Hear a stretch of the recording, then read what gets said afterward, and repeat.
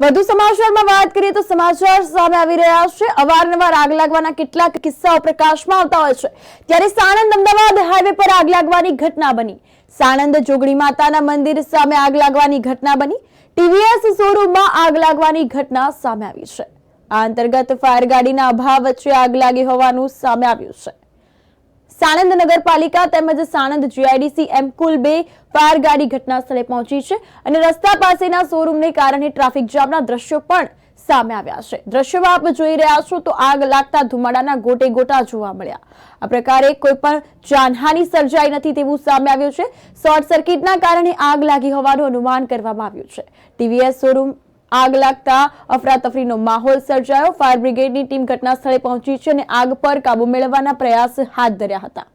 આ અંતર્ગત વાત કરવામાં આવે તો અવારનવાર આવા આગ લાગવાના કેટલાક કિસ્સાઓ બનતા હોય છે। આગ લાગવાના કિસ્સામાં કોઈ જાનહાનિ થઈ નથી તેવું પણ સામે આવ્યું છે અને સાણંદ જોગણી માતાના મંદિર સામે આગ લાગી હોવાનું સામે આવ્યું।